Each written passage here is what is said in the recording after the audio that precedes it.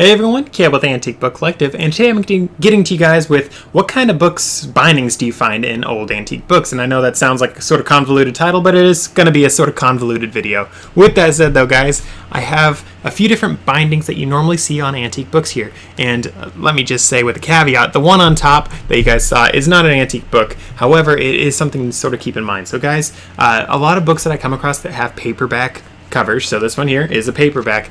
Most of the ones that I come across that are paperbacks are going to be new books. I personally find that paperback sort of came in vogue in the 1940s, especially it toned up a level in the 1960s, and nowadays most of the books you see are paperbacks. But back in the day, back in the 1800s, most of the books you came across were going to be hardcover books. However, there are a few odd paperback books that come in that are from the 1800s. Again guys, most of the time I find that is not the case, but there are some. This one right here is not an antique though. This one's from 1964 and it's in Spanish on top of that, but this is sort of the thing that you'll normally see with those sort of paperback books from back in the day. They are not the highest quality ones. You can see usually the paper, guys, it'll look sort of something like this. It'll look like they threw it together, and that's sort of what paperback books were back in the day. They were just sort of thrown together pamphlets or something like that that you just would circulate, and then it eventually fall apart and you stop circulating it at that point. With that said though guys, the ones that you'll see more often for antique books are going to be hardcovers. There we go. With that said, I just want to go through some of the more common, popular hardcover styles that you will come across with your books. Of course, this is not an all-inclusive list of the hardcovers, and in fact, not all the books that I just showed you are hardcovers, believe it or not, but this is going to give you a good indication of what you will come across. First things first is probably the most common thing that I come across, guys. That is going to be a cloth hardcover book. So guys, this one right here, it is a hardcover book with book boards, nice hard book boards, and this is something that you guys will see in most of the antique books that you'll come across most likely. Of course, there are going to be other ones as well, but by and large, from all my years of doing business, all the thousands of antique books that I've dealt with, this is going to be what you come across the most of the time. Is going to be the hardcover with the cloth. The easiest way to tell if a book is cloth or not is look at it closely. If you could see that it clearly has a weaved style on it, if you could see the weaving on it, that means it's cloth. That means this right here is a fabric that was glued onto the book board. Nowadays, most of the books that you come across are going to have paper instead of cloth, instead of leather, instead of all these things. But back in the day, they used cloth and they used leather. So that is something that you guys should keep an eye out for with antique books. So with that said, on to the next one. This next one, guys, is an interesting take on the cloth covers that I was just showing you. So guys, just a normal red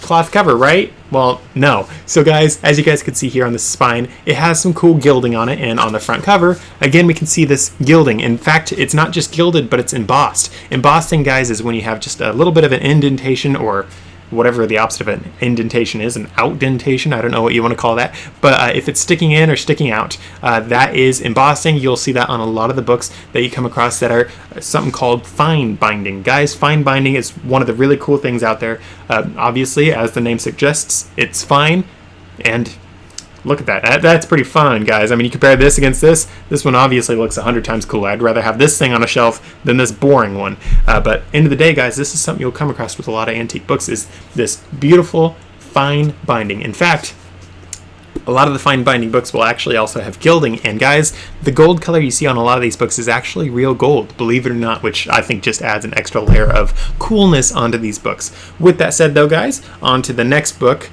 This one here is what you'll see when you normally come across a book that is hardcover and leather. In fact, you can see the leather is actually peeling back on the book board right here a little bit, but guys, this leather is what you'll see a whole lot of the time with your antique books that you come across. In fact, this color is generally the color of leathers that I come across with these antique books that I deal in. Of course, there are different colors of leather. There are going to be darker browns, there's going to be some reddish browns. It all depends on what kind of animal this thing came from, but by and large, the leather that I normally come across is more of this tan sort of brown. Here is it next to a brown one. But guys, this is what I normally come across when I'm dealing with obviously brown leather books. And as you guys can see here, the spines of these leather books can definitely get sun bleached. They get a lot more damaged. The wear and tear causes like peeling and all this, that sort of stuff. And in addition to all that, guys, I find the hinges of these books, which is this part right here, for the leather ones especially, generally rips out a whole lot easier than the cloth ones. So personally, if I was going to create my own bookbinding business again, I would personally prefer to do cloth over leather. Even though I love the leather look, I love the leather feel, I would personally do the cloth over leather just for the fact that the cloth ones usually wear a whole lot better. That is just my own personal taste. Of course, if I was going to do my own publisher, I probably still would offer leather just because it's so stinking beautiful, so elegant almost. But honestly, guys, I find the cloth ones do wear a little bit better. But with that said, on to this next one. Sometimes, guys, you come across books that aren't hardcovers. So this one right here, it's not really a hardcover. I mean, it does have some rigidity because of the interesting fabric they used here. But there are some books, guys, that you come across that actually just have a floppy leather cover. That is actually quite common, especially with older books, like old journals. That is something that I've seen quite often, is just they throw these things together as cheap as possible, and that's what you end up getting. And guys, this one right here, though, it's not as old as you might think. If I was looking at this book, I would think this thing is 1700s all day long. I mean, look at those pages. Those pages are chunky. I mean, they don't look like post-industrial age sort of things. I mean, these look like, wow, this was someone spent a week crafting in the bush building this. And believe it or not, this book, guys, is from the 1900s. It's a lot newer than I actually expected, and I still think it's quite interesting of a book too.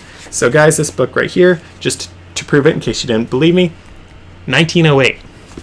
Again, 1908, that is pretty old. That does make this an antique book, but this is another type of binding that you'll see with these books. And guys, if you saw the discoloration, that actually was because that book was covered in mold at some point, and it was cleaned. I cleaned it, and it works pretty well now. I've been monitoring it to make sure the mold doesn't come back, because you guys know I've mentioned in other videos how to clean mold off books, and I have been monitoring this book to make sure it doesn't come back. And sure enough, the method that we used here to clean this book has worked very well. This one here, we cleaned it with just a dilute alcohol solution. Really easy to do, and as you guys can see, it has held up. It's been couple of years now since that one was actually cleaned, so as you can tell, it does work. If you guys want to see videos on how to clean mold off books, you guys can check that out down. You can click my channel down below, and you can actually look up that video right quick, and that should get you the answer that you guys need on how to clean it up. Of course, there are dangers involved in using chemicals, including alcohol, so keep that in mind when you guys are dealing with these things. Look at the warning label on them and pay attention to that, follow those rules, but that is something to keep in mind. So with that said and done though, guys, these are the types of covers that I most often come across with antique books. You'll have hardcovers. Almost all the time I come across hardcover books, guys. You'll have the hardcover cloth, the hardcover fine binding cloth, hardcover leather, and sometimes even floppy leather, and very rarely you'll come across an antique paperback book. So with that said and done though, guys, I hope this video was helpful. If it was, please be sure to drop a like, drop a comment, and I'll see you guys on one of my other videos. See you then.